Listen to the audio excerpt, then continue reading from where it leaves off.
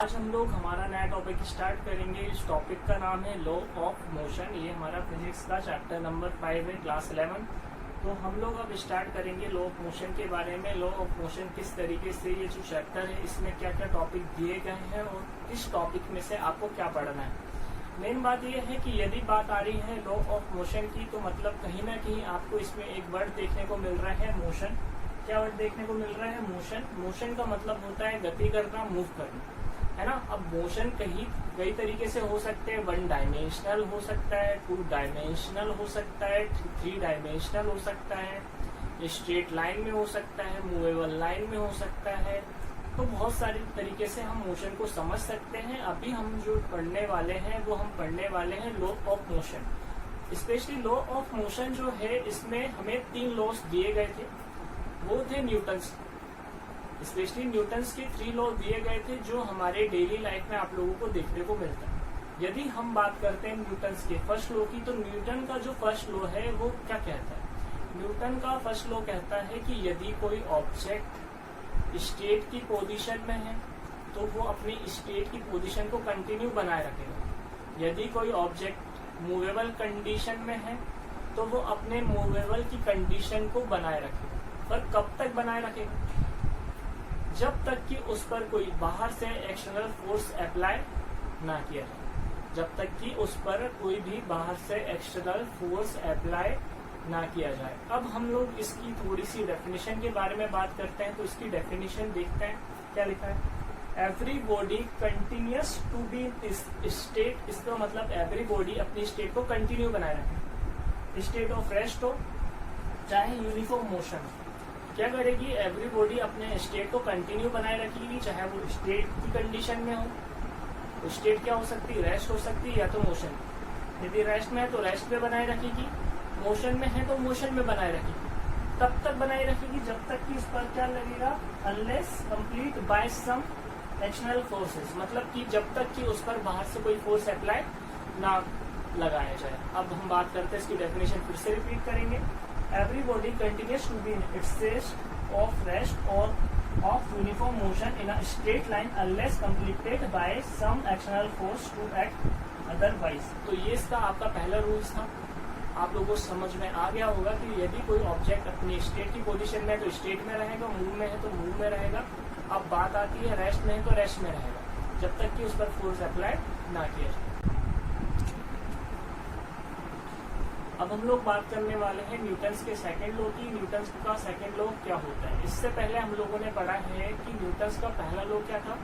कोई भी ऑब्जेक्ट अपनी स्टेट को कंटिन्यूअसली बनाए रखेगा। अब उसकी स्टेट चाहे रेस्ट की हो चाहे मोशन की हो, तब तक बनाए रखेगा जब तक कि उस पर कोई भी एक्सटर्नल फोर्स अप्लाई ना किया जाए। अब हम लोग जो हमारा सेकंड रूल्स है उसके बारे में बात करेंगे। सेकंड लॉ जो था वो किस बेसिस पे वर्क कर रहा था और वो जो लॉ था वो क्या था? जो सेकंड लॉ है वो आपका मोमेंटम से रिलेटेड। जो आपका सेकंड लॉ है वो आपका मोमेंटम से रिलेटेड। अब मोमेंटम होता क्या? यदि मैं आपको नॉर्मल सी लैंग्वेज में बताने का कोशिश करूं तो इसकी जो मोमेंटम है, मोमेंटम का डायरेक्टली आपको एक फॉर्मूला याद रखना रहता है। मोमेंटम इक्वल टू होता है उस ऑब्जेक्ट का या उस बॉडी का मास कितना है, उसमें यदि आप उस ऑब्जेक्ट की वेलोसिटी का मल्टीप्लाई कर दो तो आपका मोमेंटम मिल जाएगा। मोमेंटम इक्वल टू होता है उस बॉडी का मास कितना है और वो जो बॉडी है उसकी वेलोसिटी कितनी है। तो मास और वेलोसिटी का जो प्रोडक्ट होता है वो आपका क्या कहलाता है? मोमेंटम। अब हम लोग बात करने वाले हैं न्यूटन्स के सेकंड लॉ की। न्यूटन्स ने जो सेकंड लॉ था उसमें क्या कहा था? उन्होंने ये बताया था कि जो रेट ऑफ मोमेंटम है, मतलब जो मोमेंटम की रेट है वो चेंज होगी और डायरेक्टली प्रोपोर्शनल किसके होगी? डायरेक्टली प्रोपोर्शनल होगी वो किसके? फोर्स के। डायरेक्टली प्रोपोर्शनल किसके होगी? वो फोर्स के। और आपको ये भी बताना पड़ेगा कि जो मोमेंटम में चेंज है वो किस तरीके से होगा। देखो इसकी डेफिनेशन के बारे में हम देखते हैं। इसमें क्या लिखा है? The rate of change of momentum. मतलब मोमेंटम की जो रेट है या दर है उसमें क्या हो रहा है? चेंज, है ना। The rate of change of momentum of a body किसके डायरेक्टली प्रोपोर्शनल होगी? इस डायरेक्टली प्रोपोर्शनल होगी टू द अप्लाइड फोर्स। समझ में आ रहा है कि उस पर कितना फोर्स अप्लाई किया उसके डायरेक्टली प्रोपोर्शनल होगी क्या, the rate of change of momentum. The rate of change of momentum क्या होगा, बॉडी का डायरेक्टली प्रोपोर्शनल किसके होगा, फोर्स के, जितना उस पर फोर्स अप्लाई किया। और आपको एक और चीज इसमें बताना पड़ेगा, वो क्या है, take place in the direction in which force act. मतलब कि एक और चीज बताना पड़ेगा, जिस डायरेक्शन में फोर्स अप्लाई आपने किया। समझ में आ रहा है, the rate of change of momentum of a body is directly proportional होता है किसके, जितना उस पर फोर्स अप्लाई किया और उसके बाद किस डायरेक्शन में फोर्स अप्लाई किया। तो ये जो होता है ये आपका न्यूटन्स का सेकंड लॉ है। आपको एक और बार इसको देखना है और इसका फॉर्मूला आपको लिखना है, क्या होता है, एफ जो है डायरेक्टली प्रोपोर्शनल होता है del p upon del t. देखो आप लोग मोमेंटम को बताते हो किससे, मोमेंटम को आप पी से बताते हो, पर आपको उसमें चेंजेस बताना है, मोमेंटम की रेट में क्या चेंज हुआ। अब यदि आप मोमेंटम की रेट में चेंज बताओगे तो आपको डेल लगाना पड़ेगा आगे, जो यहाँ पे लगा है ये नॉर्मल मोमेंटम है, यहाँ पे दिख रहा है आपको डेल लगा। डेल बताता है चेंजेस, डेल क्या बताता है, चेंजेस।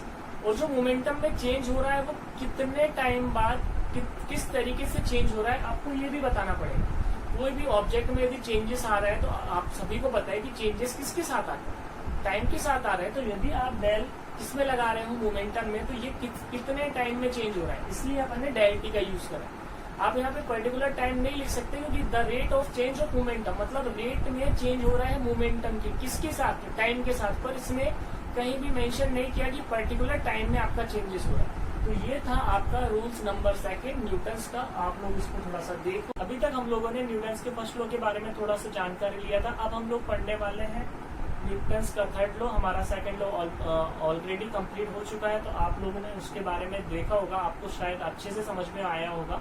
अब हम लोग पढ़ने वाले हैं न्यूटन्स का थर्ड लॉ। न्यूटन्स के थर्ड लॉ के हिसाब से जितना भी आप ऑब्जेक्ट पर आगे की तरफ फोर्स अप्लाई करोगे उतना ही ऑब्जेक्ट आपको रिवर्स फोर्स बैक करेगा, पर उसका डायरेक्शन अपोजिट होगा।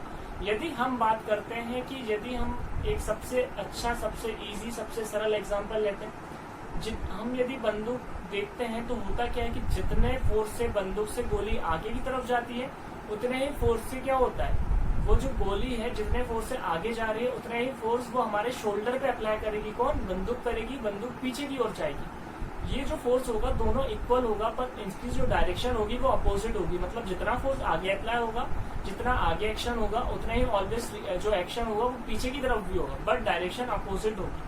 अब हम इसको समझते हैं, इसमें डेफिनेशन के हिसाब से क्या लिखेंगे।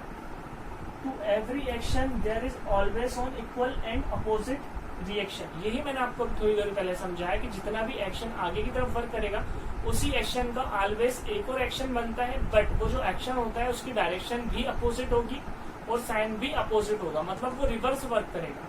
To every action there is always on equal and opposite reaction, मतलब जितनी भी एक्शन है उन सभी का कुछ ना कुछ आपको रिवर्स देखने को मिलता है, जो हमारा न्यूटन्स के थर्ड लॉ के हिसाब से आता है। तो यहीं पे